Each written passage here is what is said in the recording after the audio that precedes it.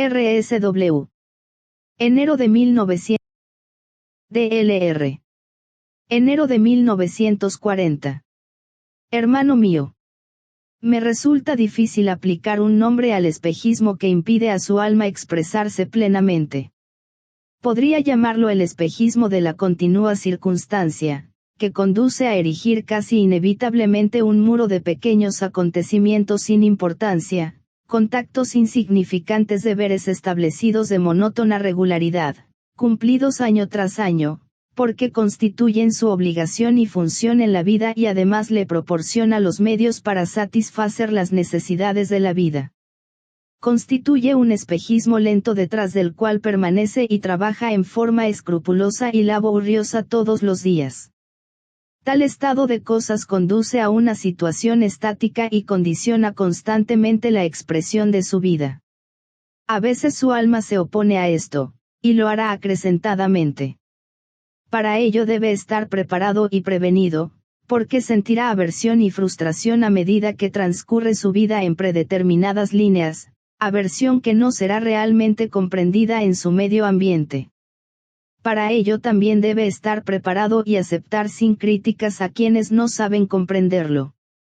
Hasta ahora usted ha estimado que estos momentos de aversión eran una rebeldía que debería reprimir inmediatamente, rechazó todo impulso de cambiar, considerándolo como un espejismo u obstaculizador, y siempre quiso creer que la decisión por las cosas estables, seguras y familiares, era totalmente correcto.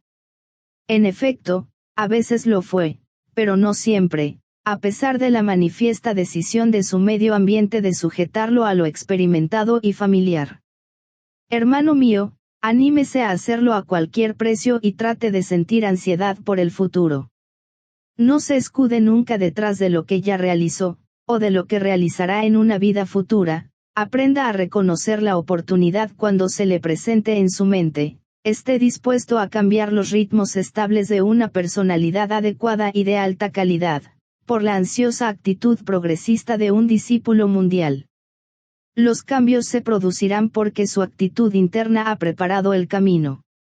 A veces me pregunto, hermano mío, si reconocerá y conocerá estos cambios por lo que son.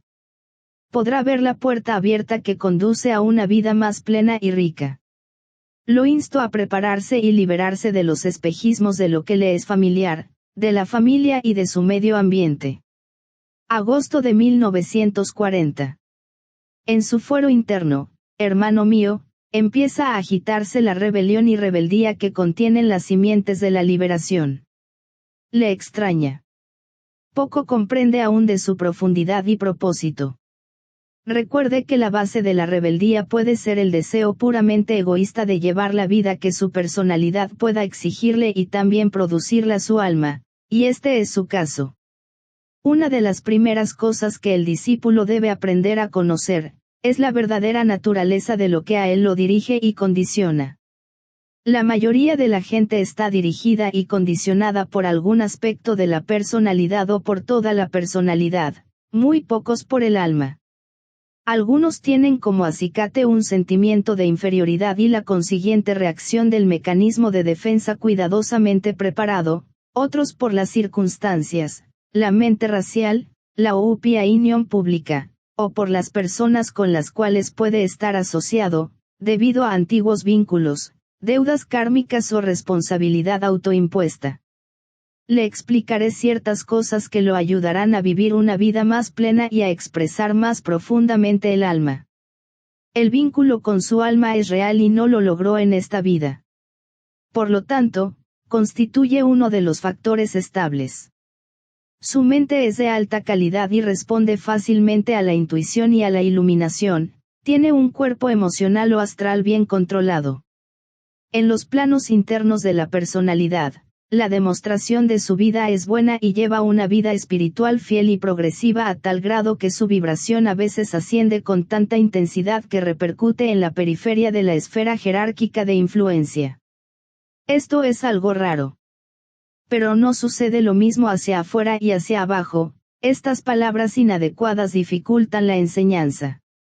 Su energía saliente parece estar en cortocircuito y su radiación es inapropiada para su vida espiritual interna. Recordará que hace algunos años le di la palabra radiación como su deseada nota clave. Durante años observé la intensificación de su vida espiritual en los planos internos, solo para verla detenida en vísperas de expresarse en la vida cotidiana. No me refiero aquí a la expresión del carácter ni a ser lo que la gente llama comúnmente bueno. Me refiero a la radiación efectiva. ¿Cuál es la causa de esto, hermano mío? Diría que son las circunstancias externas, más dos personas en particular, y también una receptividad agudamente sensible a la vida mental y emocional de los demás. Reflexione sobre esto. Esta sensibilidad impide la expresión física y hace que se interprete a veces erróneamente el deber. Debe saber, hermano mío, que quienes alcanzaron la etapa del discipulado aceptado, como usted, deberán ser radiantes centros de luz en escala comparativamente grande. Posee el poder de irradiación, pero resulta ineficaz porque usted responde a los detalles externos de la vida en el plano físico y quienes están menos evolucionados. Son duras estas palabras. Analícelas con el desapego que tan hábilmente desarrolló, y descubrirá con el tiempo que mi diagnóstico fue correcto. Vuelva a aplicar e interpretar esta virtud del desapego y se le revelarán muchas cosas. No seré más explícito. Mi función es orientarlo, a usted le corresponde comprender correctamente y luego reaccionar. La interpretación inicial dada a mis palabras quizás no sea la correcta en todos los casos.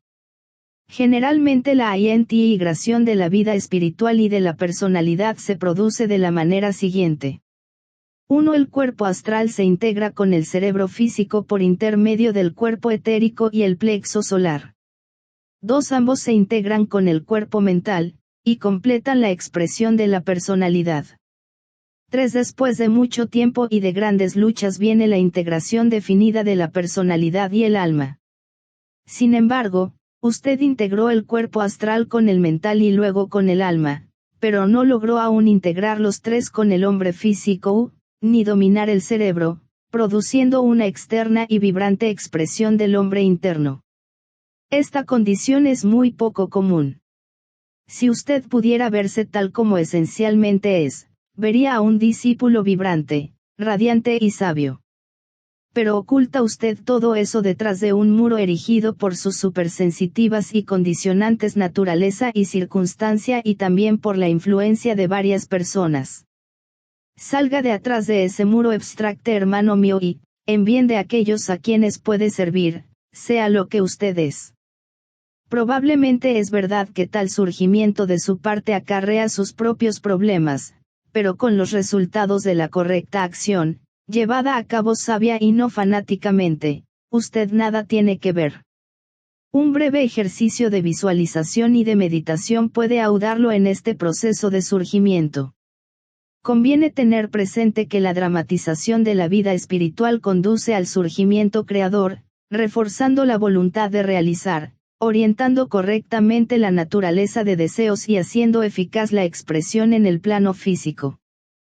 Por lo tanto, observará que si la humanidad comienza a trabajar masivamente de esta manera, entrará en un ciclo en que no se engendrará más mal karma y el karma del pasado se traducirá en una vida espiritual experimentada. Debería reflexionar cuidadosamente sobre este ejercicio de meditación antes de practicarlo y así saber exactamente qué trata de hacer y luego hacerlo para obtener resultados apropiados. Practíquelo 2 veces por día, cuando sea conveniente. No fijo un plazo determinado. La práctica constante durante un año, con fe, además de habilidad en la acción, puede producir cambios casi dramáticos en su vida. 1. Enfoque en el alma los poderes del hombre inferior mediante la imaginación y la cuidadosa visualización. Esto puede realizarlo por el rápido y correcto alineamiento. 2. Vea al alma como un sol radiante dentro suyo, la personalidad, que se oculta detrás de sus rayos. Usted, el hombre real espiritual, produce el oscurecimiento del hombre inferior. 3. Vea a los rayos del sol extendiéndose, primero hasta la mente, trayéndole iluminación. Haga una pausa, y enfoque su conciencia en la mente. Este trabajo debe hacerlo proyectándose usted mismo a lo largo del rayo de su personalidad y del rayo de la mente, el quinto rayo del conocimiento o ciencia concreta. Esto le será relativamente fácil. 4. Luego vea los rayos del alma, el sol de su vida, extendiéndose y abarcando su naturaleza astral, e irradiando el plano astral con el cual usted está en contacto, produciendo así una afluencia de amor. También esto debería serle relativamente fácil, pues su rayo astral es el sexto de devoción e idealismo. 5. Lleve la radiación del sol al cuerpo vital y vea producirse, por medio de las que emana del séptimo rayo de su naturaleza física, una energetización tan dinámica, que usted tendrá el poder, figuradamente hablando, de atravesar el muro que impide a la radiación interna extenderse hasta el mundo físico externo. 6. Luego emita el Om, suavemente 7 veces, concentrándose sobre la imagen de este sol, que es usted y su cualidad solar, irradiando así la vida externa. Este proceso debería serle muy fácil, ya que todos sus rayos tienden a facilitarlo. El proceso es también altamente científico, porque en realidad es la manipulación, hablando técnicamente, de la energía solar radiante, directamente desde el corazón del Sol. Dedíquese tranquilamente a estas cosas, y con paciencia y valor acepte los efectos que se producen, y esto lo agradecerá eternamente. Agosto de 1942. 1. No tema la soledad. El alma que no puede sostenerse sola nada tiene para dar. 2. Arranque las profundas raíces de su vida.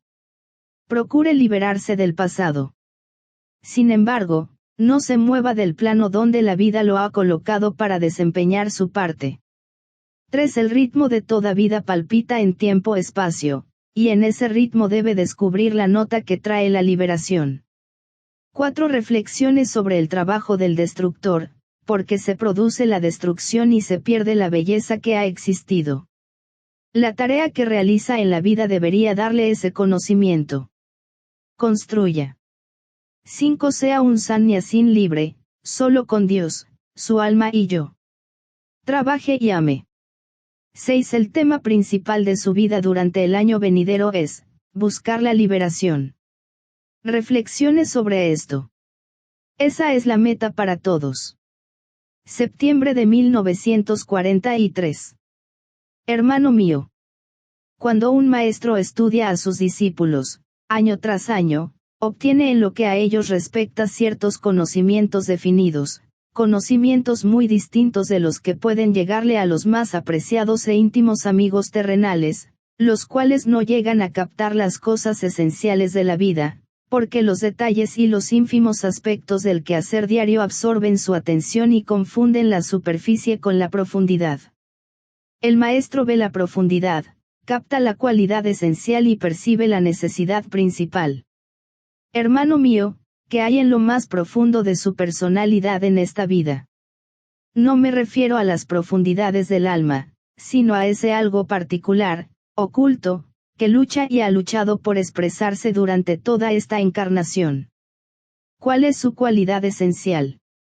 Me refiero a la cualidad sobresaliente que, con la debida experiencia ya, irradiará de su vida y constituirá su principal haber activo. ¿Cuál es su predominante necesidad en esta vida? Si reduce todo esto a los requisitos de la iniciación, para la cual se está preparando, llegará a 3 cosas fundamentales que deben manifestarse antes de dar ese gran paso adelante en el sendero. Observará que no me preocupo de sus errores o fracasos. Son inevitables y relativamente sin importancia. Un discípulo en su etapa de desarrollo es siempre consciente de ellos y se puede confiar en que dará los pasos necesarios para corregirlos. Lo he observado durante años. Logró un constante progreso en todas direcciones, llegó a la etapa que todos los discípulos deben alcanzar, donde es esencial un supremo esfuerzo, basado en la clara percepción y discernimiento internos. A fin de ayudarlo a hacer este supremo esfuerzo en la vida, le explicaré 3 cosas. Debo hacerlo de tal manera que solo usted comprenda las implicaciones. No es necesario que sus hermanos de grupo ni cualquiera que descubra y lea estas líneas, capten su significado. Aquí surgen dos factores interesantes. Al disimular las verdades, desde el ángulo de su aplicación personal definida, que deberá captar, le presento una contemporización entre el método oriental de insinuar y el método occidental de hablar llanamente. Al mismo tiempo trato de impartirle la actitud que deben adoptar todos los discípulos en entrenamiento para la iniciación.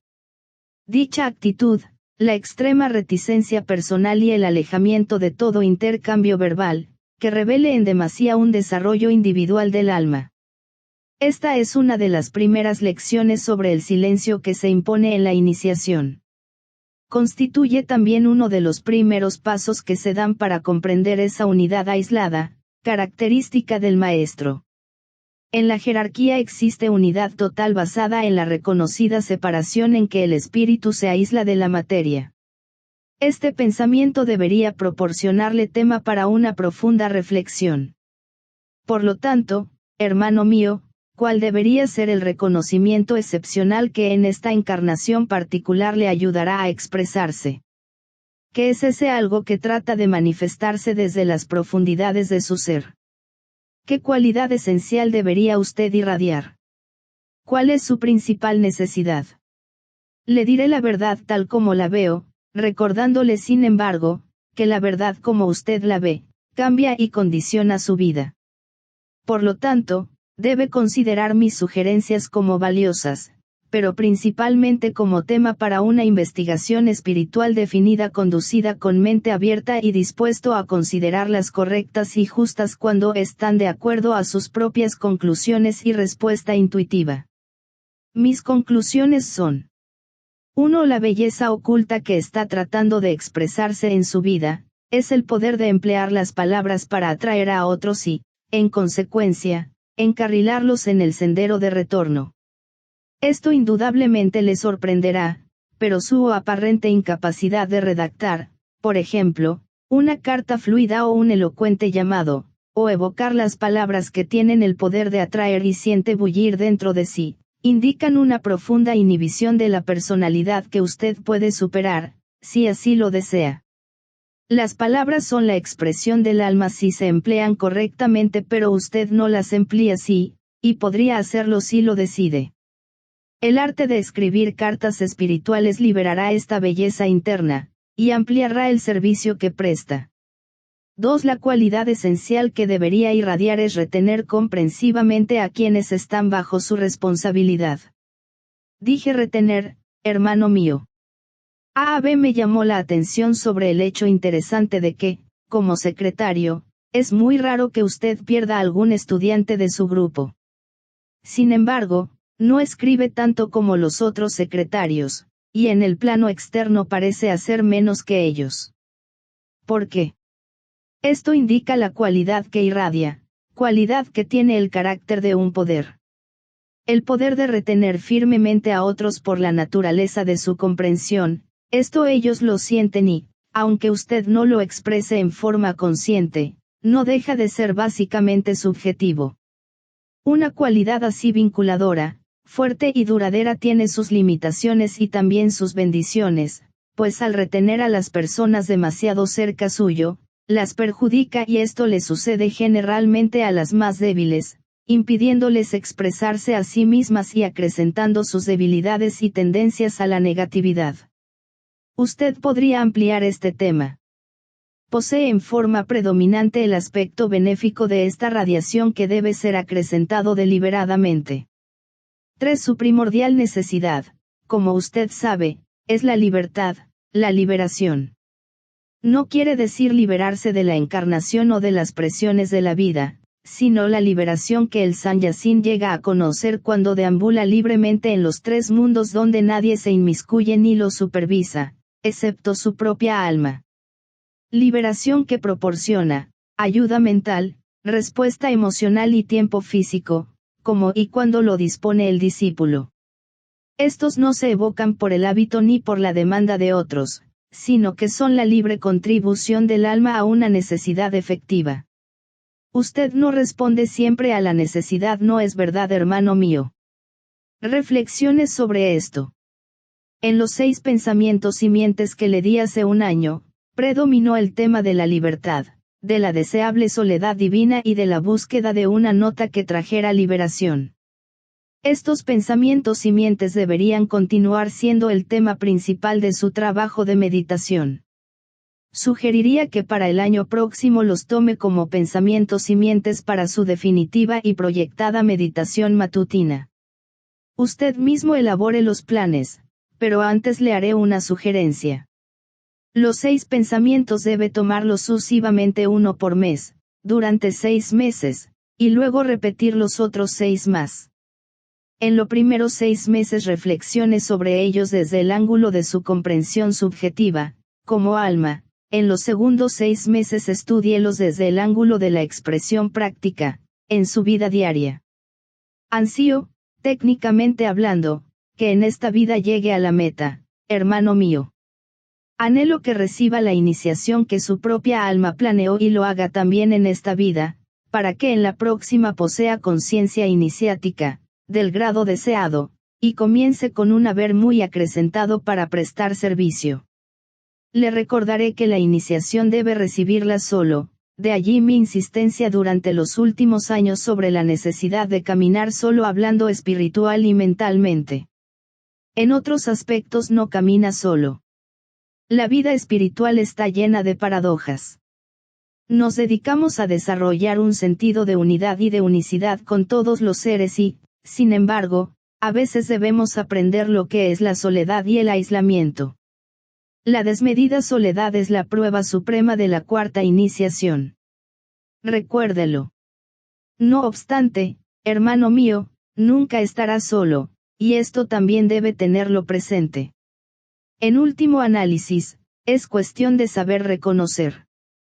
Permítame asegurarle, hermano mío e íntimo amigo en el aspecto interno, que lo reconozco, lo conozco y lo amo. Noviembre de 1944. Hermano mío. ¿En qué sentido lo llamo así? Este apelativo no es una palabra hueca, tiene una profunda significación, especialmente en su caso y en lo que a su relación individual conmigo se refiere. Por la última instrucción debería haberse dado cuenta cuán profundamente lo conozco a usted y a su naturaleza y comprendo sus problemas, sus limitaciones y sus saberes. Todo maestro debe comprender y conocer infaliblemente el corazón y la mente del discípulo, debe saber qué cosa motiva su acción.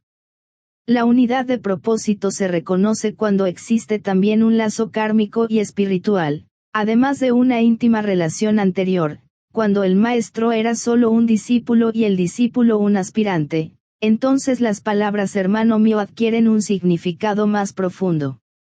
Quizás definan el constante progreso del hermano menor a la par del hermano mayor, resultando, en consecuencia, una íntima relación, un contacto fácil y una profunda comprensión. Por lo tanto, en ese sentido la forma en que me dirijo a algunos de ustedes no solo significa una verdad oculta, sino una realidad existente en los 3 mundos.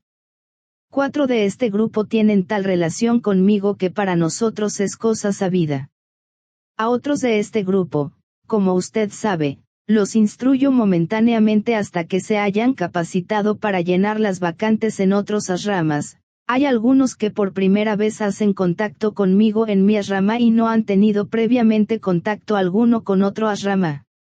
Le llamo la atención sobre estas cosas, porque quisiera que se valga de la posibilidad que usted aún está esperando la posibilidad de establecer fácilmente contacto conmigo. Siempre le fue posible hacerlo, pero nunca se dio cuenta de ello. Quiero que ahora lo sepa y que exprese externamente lo que siempre ha existido internamente. ¿Cómo podrá hacerlo, hermano mío? Un método preciso para intensificar este reconocimiento interno sería el de valerse más plenamente del periodo de acercamiento en la luna llena. Durante años todos han utilizado esta oportunidad mensual, pero relativamente con poco resultado. Esto me ha sorprendido porque, de parte del ashrama, Ha habido siempre una gran disposición para tal acercamiento y un ansia de estimular el proceso de absorción, como se lo denomina, proceso que sirve para integrar al discípulo en forma regular y cíclica en la conciencia de la Rama, con los subsiguientes y consiguientes resultados para él mismo. Por lo tanto, le pediría que cada mes y por el resto de su vida, siga durante 3 días un procedimiento definido. Se lo pido porque creo que posee el poder de persistir, característico de todos aquellos cuyas personalidades pertenecen a su mismo rayo. El procedimiento significa que deberá ponerse en armonía con mi Rama y registrarlo en la conciencia de su cerebro físico. Probablemente no obtendrá un éxito inmediato en esta empresa, pero, a su debido tiempo y con un esfuerzo persistente, lo conseguirá. Piense en mí tal como sabe que soy, no permita que su naturaleza devocional de sexto rayo tome parte alguna en este proceso o contacto. Recuerde que en mi Rama hay discípulos de primer rayo y que en mi naturaleza hay aspectos que originan del primer rayo, pero, cuando lo recuerde, tenga también presente que el aspecto al cual me refiero es triádico. Los maestros no tienen personalidades tal como usted entiende la personalidad. Sus factores condicionantes son los 3 aspectos de la tríada espiritual que, siendo creadores, construyen el instrumento o mecanismo fenoménico, mediante el cual un maestro hace contacto con los 3 mundos. Esto significa, por lo tanto, que los discípulos deben estudiar con mayor atención la enseñanza sobre el Antakarana, porque a través del Antakarana ellos hacen contacto con el Asrama y con el maestro. Recuerde mi aseveración de que ese contacto es relativamente fácil para usted y las implicancias de este enunciado son claras. Reflexiones sobre el propósito de dicho contacto. Comprenda también que con este trabajo se intenta facilitarle la gran posibilidad que tiene ante sí, y la apremiante demanda de estos tiempos por servidores consumados y discípulos inteligentes, y este apremio justifica la intensificación del entrenamiento dado a discípulos como usted. El contacto con el Asrama servirá para acentuar en su mente el concepto de sí mismo como discípulo servidor. Es fuerte y capaz de soportar lo que el proceso requiere, puede confiar en su propia fortaleza cuando está complementada por una creciente clara visión. Ve a las personas y a la vida con más realidad que cuando se afilió a mi grupo y, a este respecto, los últimos 2 años trajeron muchos cambios. Dependa de sí mismo y de su alma con mayor confianza, siga adelante con la seguridad de que la culminación de este esfuerzo llegará en esta vida. Le advierto que esta instrucción y las dadas por mí el año pasado constituyen una enseñanza completa, suficiente para el resto de su vida. Lea regularmente ambas instrucciones una vez cada mes, renovando así su interés y entusiasmo. Es interesante observar que la iniciación se recibe a menudo, y podría decir generalmente, después de haber cumplido medio siglo, y es así porque si el discípulo tiene poder de resistir y el entusiasmo requerido o con ello quiero decir propósito dinámico, podrá confiarse en que manejará sabiamente los poderes conferidos, manifestará el equilibrio necesario y seguirá su camino externo con humildad y prudencia. En estas 2 últimas instrucciones le dije muchas cosas, culminan las enseñanzas que le impartí desde 1933. Reflexiones sobre ellas, actúe de acuerdo a ellas y luego fortalezca el Asrama, y preséntese ante los maestros como un sabio servidor y entrenado compañero en el camino. Agosto de 1946. Mi discípulo. Habrá observado que cambié la forma de dirigirme a usted. Es muy significativo, y en esta instrucción mis palabras son simplemente estas: analice profundamente los años que tiene por delante, a fin de cerciorarse de las implicancias y las oportunidades que ofrecen estas palabras, dadas en este momento particular. Analice los consiguientes y eficaces contactos que obtendrá, hacia arriba, interna y externamente, si puedo utilizar estos términos tan inadecuados, como resultado. Esotéricamente hablando usted se halla solo, lleva una vida solitaria, porque en su medio ambiente nadie posee su misma cualidad o el mismo grado de percepción espiritual. Podrá negarlo, porque lleva una vida muy atareada. La vida tiene puntos constantes de revelación, algunos los reconocemos y otros pasan desapercibidos. A todo discípulo le es revelado un determinado tipo de soledad espiritual, constituyendo una prueba de desapego oculto que todo discípulo debe dominar. Esta soledad debe enfrentarla y comprenderla, y tiene como resultado dos cosas. Primero, saber cuál es la exacta etapa alcanzada en la escala de la evolución o en el sendero y, segundo, la percepción intuitiva de la etapa evolutiva lograda por aquellos con quienes entramos en contacto en el camino de la vida. Durante un largo tiempo todo discípulo se niega a enfrentarla y comprenderla. Una falsa humildad, que en realidad se acerca a la mentira, le impide reconocer con claridad ese estado reconocimiento que implica necesariamente una mayor inteligencia, que no despierta el orgullo. Muy pocos se atreven a ver a sus semejantes tal como son en realidad, por temor a las críticas, pues es muy difícil desarrollar verdaderamente la comprensión amorosa que permite realmente ver en las personas sus defectos y sus virtudes, sus pequeñeces y sus grandezas, y amarlas como antes y aún más. Debe desarrollar conscientemente la soledad esotérica y no dejarla librada a las circunstancias. Esa soledad depende de las realizaciones del alma y no del espíritu de separatividad, soledad que se vanagloria de ser muchas veces interrumpida y tener numerosos amigos, pero muy pocos si algunos son admitidos en el lugar de la sagrada paz, soledad que no rechaza a nadie, pero no divulga los secretos de la rama a quienes tratan de entrar en él, esa soledad, por último, que abre ampliamente la puerta de la rama.